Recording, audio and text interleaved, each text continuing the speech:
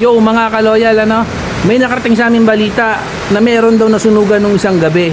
So may nag-message sa amin mga kaloyal at nahingi ng konting tulong para sa mga nasunugan na ito.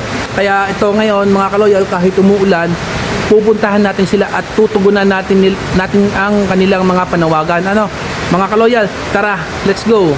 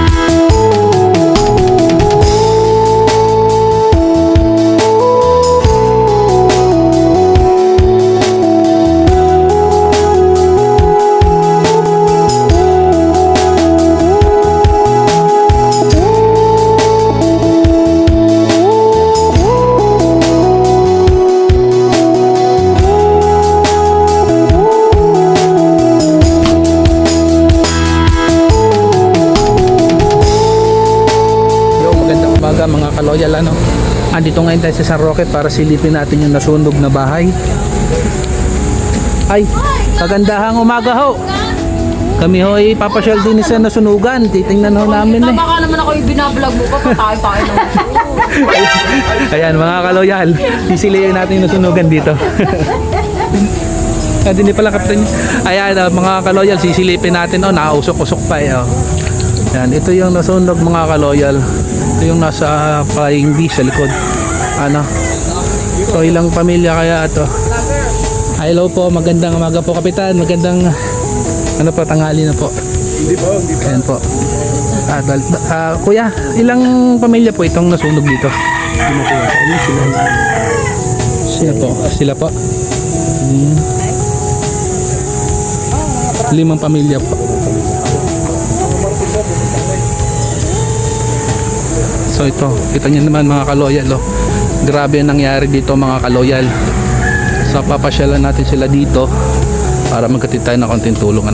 Mga kaloyal, sila yung mga nasunugan, residente dito sa anong barangay to? Mga San Roque yan, sa likod ng Flying Bee.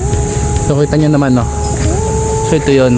So yun mga kaloyal, kasama natin yung mga brad. So ito sila.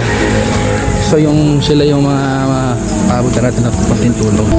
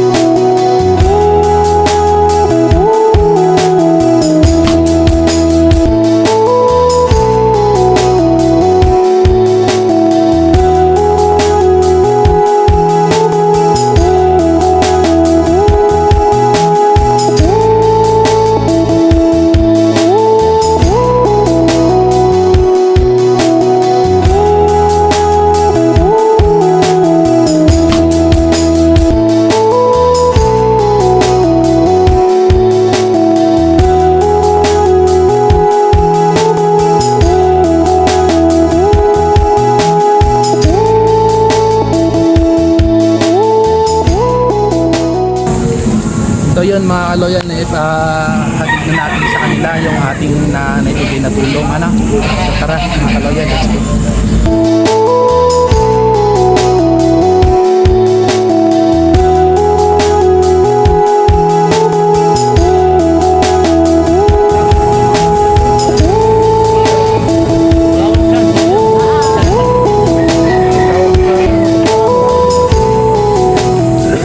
So yan na mga kaloyal, nakapagatid na tayo ng tulong doon sa nasunugan doon sa San Roque sa likod ng Flying Bee.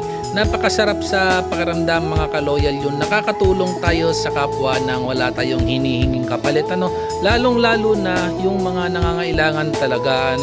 So this is Marlon Babaw And I'm Sis Jinkay. and we are from Kaloyal Vlog TV.